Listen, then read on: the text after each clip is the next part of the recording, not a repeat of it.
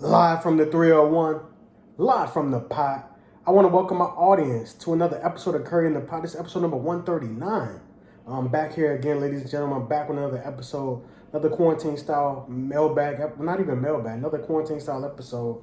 And as you can see, I got my dad here. I got my OG with me. So, Dad, welcome back to the show. It's been quite some time. Yeah, it's been quite some time. I'm glad to be back. Absolutely. So, NBA playoffs is right here, and we got it starting tomorrow. So, I wanted to read off a couple of things. You know, the season, the bubble has concluded, and we had the all bubble teams listed. So, on the all bubble first team, it was Damian Lillard, James Harden, Luka Doncic, Devin Booker, and T.J. Warren, who was on an absolute tear in the bubble. Second team, we have Giannis Antetokounmpo, Kawhi Leonard, Karis LeVert, Michael Porter Jr., and Kristaps Porzingis of the Dallas Mavericks. And before we hop into these matchups, a couple of things transpired as far as coaching. A couple of coaches got fired over the last couple of days. Jim Boylan of the Chicago Bulls was let go after 2 seasons. I don't really watch too much Chicago Bulls basketball, but I know that he did not seem to get along with Zach LaVine, and he's an up-and-coming star in this league. And the Bulls, they just haven't really found that right coach since Tom Thibodeau was let go, and that was quite some time ago. On the flip side, to the Western Conference, Alvin Gentry was let go by the New Orleans Pelicans. Dad, I wanted to get your thoughts real quick on that firing. Did you think he deserved to be fired, or you just kind of saw it coming? I saw him coming. Alvin Gentry, he's a good coach, but he might not be the right coach for them young guys. But I just knew he was gonna get fired. I think the Pelicans probably looking at Ty Lue for his replacement. Mm-hmm. Yeah, I think it's kind of a weird situation. Alvin Gentry ended up being caught up in 2 weird situations, 2 rather unique situations. Last year, he had to deal with the Anthony Davis trade request, and that was looming, pretty much all over the Pelicans season, pretty much. It was just a dark cloud over the season. And then this year, you have Zion, who is potentially a franchise-changing player. At least that's what he's been hyped up to be coming out of college. And, the most talked about prospect since LeBron and stuff like that. So you have to deal with that and Zion's injury coming into the league, and then he plays, and then the season shuts down, and then it starts back up again, and Zion still isn't playing the appropriate minutes. So it's kind of a weird situation. Unfortunately, he was let go after 5 years, but like I said, man, those are 2 very, very weird situations. So let's hop into these matchups, Dad. I'm going to start with the Eastern Conference, and obviously we're going to go back and forth and get our thoughts on these series. The first series in the Eastern Conference, the first one that we're going to talk about is the Toronto Raptors, defending champs, versus the Brooklyn Nets. Dad, what are your thoughts on the Raptors, how they played, and what are your thoughts about the Nets, and how do you think this series is going to go? Well, the Raptors, first of all, I think any team can win in an AAU setting. Mm-hmm. But the Raptors is I watched them during the 8 games. They are very good defensively, and all of their players know their roles. So I would take the Raptors in this series. I haven't been watching the Nets too much, but I think I watched the Nets and Portland play, and the Nets got a good team. I know they can't wait for KD and Kyrie to come back next year. Mm-hmm. Ain't nobody gonna beat them in the East. Yeah, you've been saying that, and on paper it looks great. On paper, the Nets team is going to be returning next year. It looks great. Hopefully they're able to gel and mesh. But for this series, I think the Raptors, it's crazy because this is a team that lost their best player, Kawhi Leonard. But if you look at the games last season that Kawhi Leonard didn't play in, they had a pretty good record, and now they're just putting it all out on the line throughout a full season. They're being consistent without him, and like my dad said, everybody on the team seems to know their role. They play together. They play really, really good defense. Big shouts out to Coach Nick Nurse, who has those guys playing some good basketball. I think this series probably ends in about 5. Karis LeVert has proven to be a bucket. but I think the Raptors defense will definitely be able to contain them and contain those other players that are on the team. This team is kind of depleted. I mean, guys like Spencer Dinwiddie opted out of the bubble, as well as DeAndre Jordan. So it's pretty much Karis LeVert, Joe Harris, Jared Allen, and then a bunch of guys they picked up. I mean, they even picked up Jamal Crawford, and they picked up Tyler Johnson, who played for the Heat a couple of years ago. So the Nets, they're just happy to be here, I guess. So we both have a consensus that the Raptors will win this series. For our next series, we got the Milwaukee Bucks versus the Orlando Magic. Dad, I wanted to talk to you about the Bucks because this is a team that you think has a chance to come out of the East, and I think so too. But throughout this bubble, they haven't been playing the best defense. They've been giving up, point totals in like the 130s. They haven't really played their best. Eric Bledsoe just returned off an injury. What are your thoughts on the Bucks? Do you think there's some reason to be concerned, or do you just think they're just waiting for the playoffs to start? I think the Bucks, since they clinched, they are waiting for the playoffs to start. The Bucks are one of the teams that I think can come out of the East. They're big, they're deep, and they can score. Mm-hmm. And one of the things, the only problem I see with the Bucks, they turn the ball over a lot. They commit a lot of unforced turnovers. So if they playing at the top of the game, they can come out the East, and the Greek Freak has to get some consistent help from either Middleton or Bledsoe. I think both, honestly. If both of them play well, I can see them coming out the East. For sure. So on the flip side, for the Orlando Magic, they have some guys that have been banged up. Jonathan Isaac, he's going to be out. I think something with his knee. I don't remember. Aaron Gordon's been a little banged up.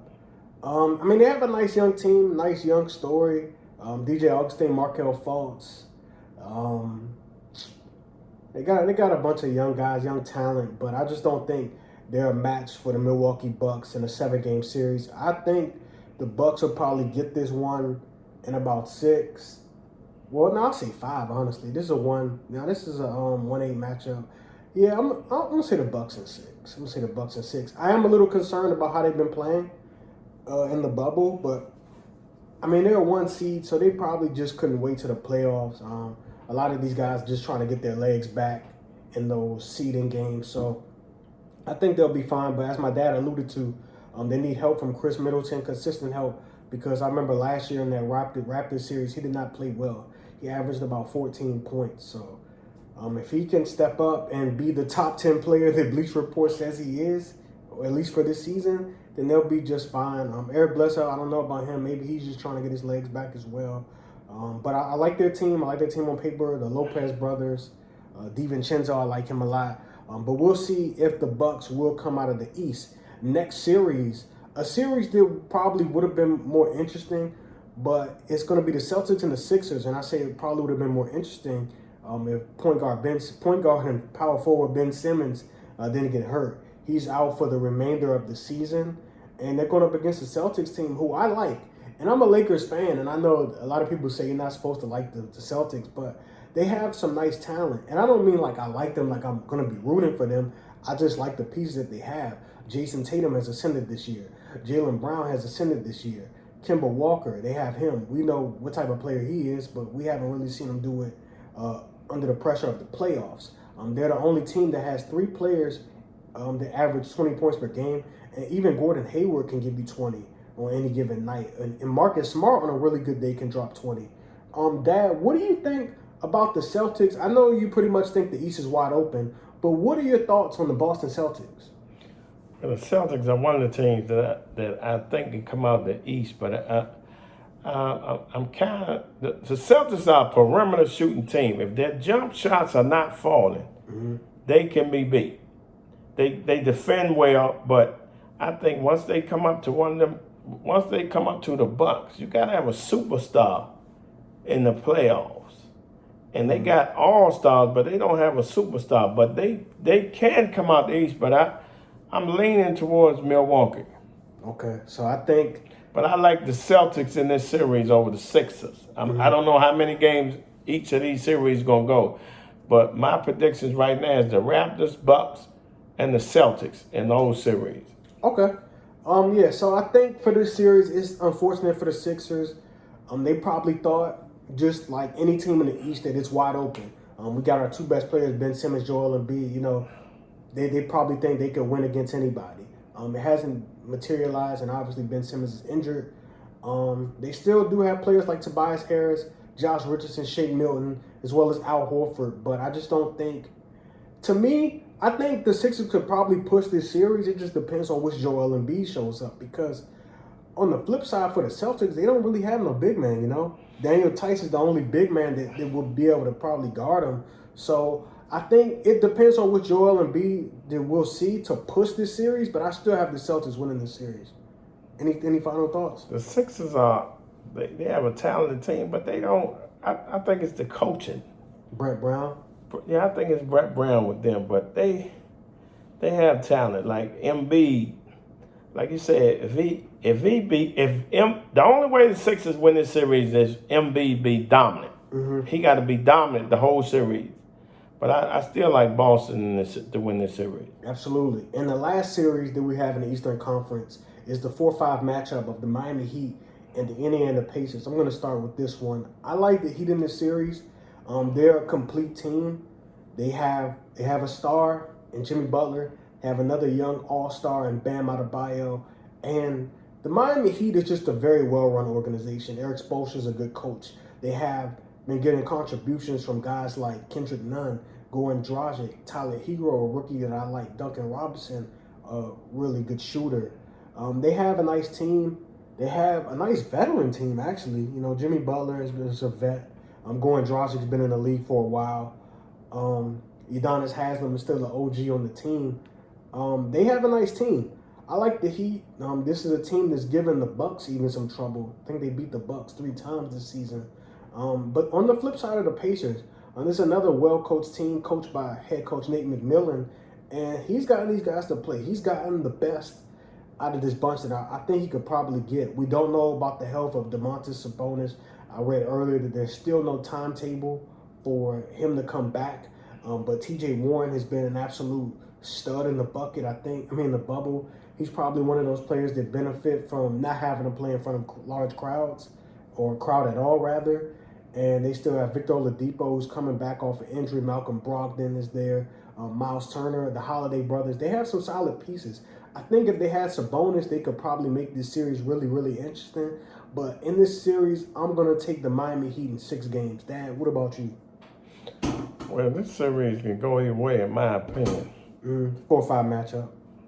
But I think I lean towards the Heat.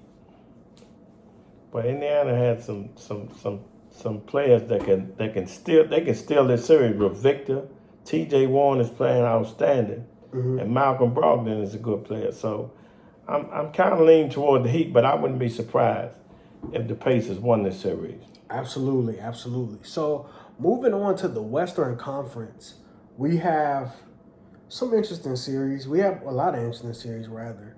But the first one that I want to talk about is the 4-5 matchup of the Denver Nuggets versus the Utah Jazz. You and I were talking about the Nuggets the other day. Mike Conley for the Jazz has left the bubble due to the birth of his son. And I don't know when he's going to come back. I think their series starts tomorrow. I'm not sure. It starts tomorrow at 1:30. They're the first game of the entire playoff. So I don't know what's going to happen with Mike Conley, but even still, I didn't give the Jazz very much of a chance to win this series at all, simply because Bogdanovich is out, and he's a 20-point-per-game scorer. He's not in the bubble. He hasn't been. And I've actually watched a couple of Utah Jazz games. I watched them on opening night versus the Pelicans, and I watched the Lakers game. I think I might have tuned into one more, but they just don't have enough. They have Donovan Mitchell, who's a young star, young all-star. Mike Conley, we don't know about him because I just said he has the birth of a son. And they were already depleted. They still have Rudy Gobert, Joe Ingles, but off the bench, the only player off the bench who is actually a real threat is Jordan Clarkson. And I like Jordan Clarkson. You guys know me. I'm a Lakers fan. I remember JC during his tenure in LA. But that's all you got off the bench. More power to you. You just don't have enough. And now they're already going to be down another guard, potentially in Mike Conley. I just don't give them a chance in this series. Denver is a really, really deep team, and I'm sure my dad is going to attest to this in a second, but they have a lot of players. Jamal Murray, Gary Harris, and Will Barton haven't played in the bubble, but we know what they can do. Jeremy Grant is a really, really solid player. Michael Porter Jr. played really well in the bubble. They have Jokic, they have Bo, they have Monte, they have a number of players, Dad. So where do you see this series going?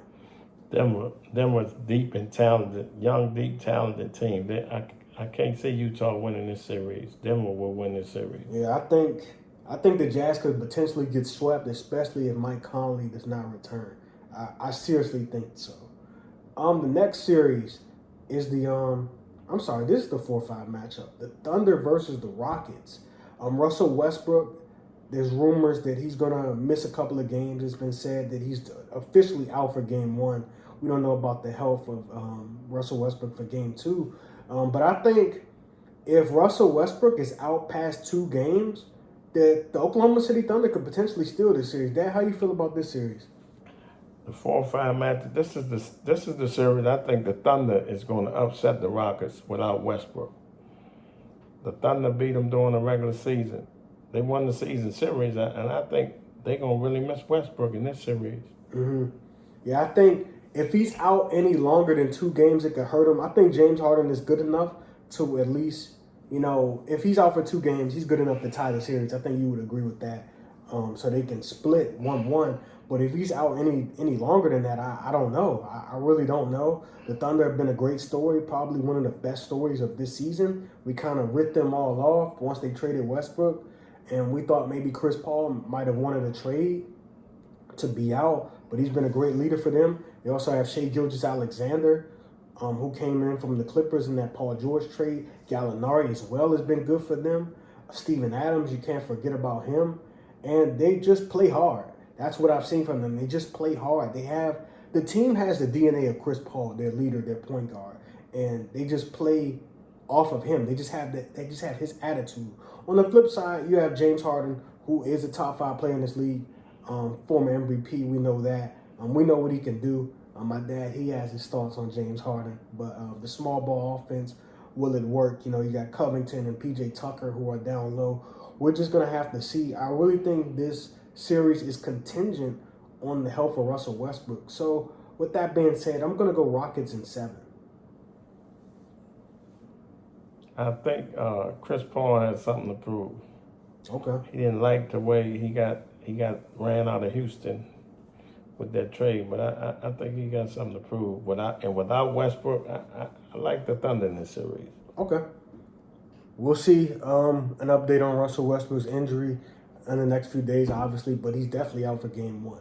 Next series is the Clippers and the Mavericks. This is a 2-7 matchup, but I left this one here because it's interesting. You have a young star in Luka Doncic and Kristaps Porzingis on one side, but then on the other side you have Paul George, Kawhi Leonard.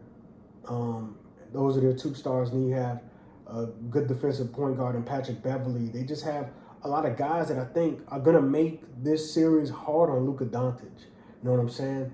Luka Doncic, we all know he can light it up. He's definitely a good passer, gets his teammates involved, can rebound the basketball as well. But I think in this series, they're going to make it really, really hard for him. They're going to have Paul George on him. They're going to have Kawhi Leonard on him. They're going to have Pat Bev on him at times. I think the Clippers probably win this series in 5 games. Montrezl Harrell will return in this series. I think the Clippers win it in 5. I think Luka Doncic is spectacular enough to win you a game. We all know he's remarkable and led the Mavericks to the playoffs this year, but I just don't think they have enough. And they don't play a lick of defense. The best defender on the Mavericks is probably Dorian Finney-Smith. He's an all right defender, but nobody else can guard. Tim Hardaway Jr. can't guard. Luka cannot guard. He tries, but he's just not a good defender. Seth Curry, he can't guard. They don't play enough defense. I've watched all of their games. The Mavericks literally have to score 125 plus to beat you. And I just don't think that will happen in this series more than one time. So I'm gonna go Clippers in 5. Dad, what's your thoughts? Yeah, I like the Clippers in 5. I wouldn't be surprised if they swept the Clippers. I think they're going to win everything for real. Now, I'm a Laker fan, and the Clippers is just so deep and talented. I think they're gonna win it all. Okay, fair enough. In our last series, Dad, we have the Los Angeles Lakers and the Portland Trailblazers. We know the Trailblazers just won their play-in game over the Memphis Grizzlies. We all know how spectacular Damian Lillard has been over the course of the past, I guess, week, you can say. Dropping 51, dropping 61, dropping 42 against Brooklyn, leading the Trailblazers to their victory over the Memphis Grizzlies. I'm actually going to start with you, Dad, because we've been talking about it. What are your thoughts on this series? How do you think it's going to go?